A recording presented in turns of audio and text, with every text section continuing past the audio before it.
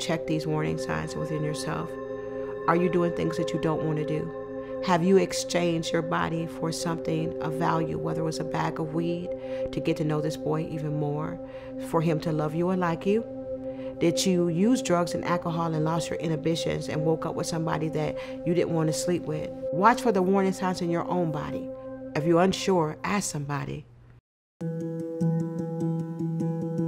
I know it's hard to reach out and ask, but that's the only way to get help. They need to let somebody know that they're hurting and that something's going on or someone's doing something they shouldn't be doing, and just seek out that trusting person. And use your gut to say, if I pick one adult in my world, who is it that I feel like I'm safe to approach? Talk to people in your life that you trust first, you know? Make sure that those are the closest people. It doesn't necessarily have to be your parents, but it could be grandma, it could be an older sibling, it could be a resource center that works with youth and let them know what you're going through. There's a lot of organizations that work with youth to help them get through these kind of situations.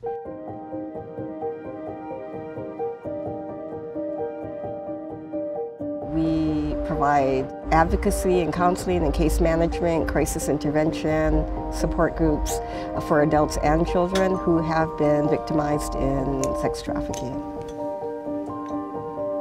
So that's always nice to have a clean pair of socks. So we have teams of outreach staff that go out in partnership with other programs in the communities. We take our little blue wagon here and we stock up a variety of items. A lot of times if kids are couch surfing, we'll put together like a care packet of, essentials, like what do you need to get by for this week, so shampoo, and then hopefully a change of clothes so they can go to school and kind of not be outed for wearing the same clothing all the time. This is one of the rooms that we have for the ladies that come in off the street. This is like an overnight spot. It's called Humble Beginnings. You have to start somewhere. Why not here is our motto. We have them come in, take a shower, put on fuzzy pajamas. Then we talk to them about things that we can do to help them moving forward when the next morning comes. If they have doctor's appointments, if they need to be set up on medical, anything legal, anything for food or clothes or shelter and stuff like that. If they want to come back the next night, they can do that as well.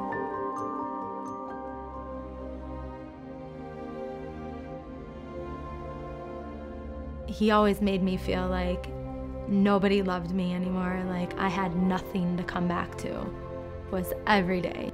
You don't have anything to go back to, what are you worried about? You're just a prostitute. He made it like he was the only one that understood us. To any young person out there who has made a decision that she regrets, contrary to what people will tell you, that this is who you are and all you'll ever be, that's not true. That doesn't define who you are. It is not who you are, it's something that has happened to you. Be kind to yourself. Be as kind as you can to yourself. Whatever is happening to you right now is not your fault. Don't ask that question of what did you do? There are things that have been done to you.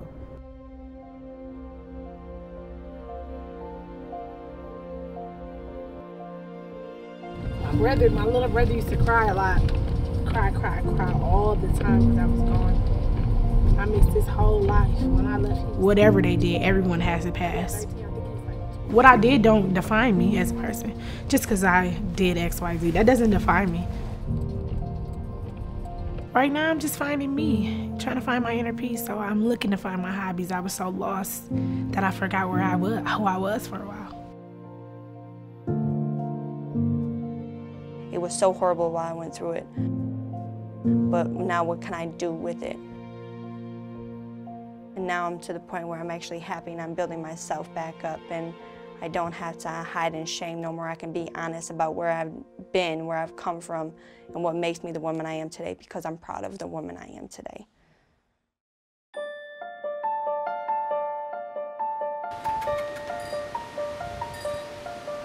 It took me a while, be able to realize that I'm more than, you know, that. You go through a period of time where you're really ashamed, and then hopefully most women, you know, we hit a point where we're like, you know, we can do something positive, you know, from this negative. When I got beat, I didn't have nowhere to go. I just want to give what I got to someone and make it even better. I ain't never heard it like, I remember the drills as a kid, but I never actually heard the song. It's a healing process when you've been through all this, and I want to be able to help them heal and get on the right track and just hold their hand while they do it.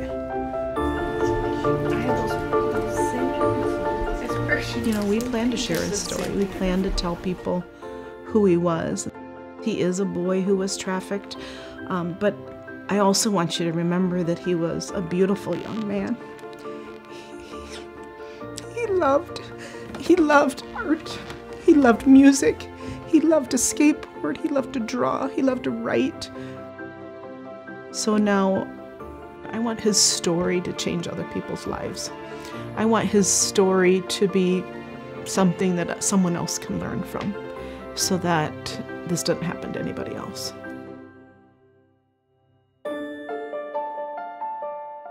When I realized I could have such an impact, it really made me realize maybe I was put through all these trials and tribulations just so I can be that voice, just so people can say, hey, she got out, we can get out. Just talking to other girls and telling them your story, you know, it's powerful. I really want to be able to help. But then I also want to be a nurse, so I want to be a labor and delivery nurse.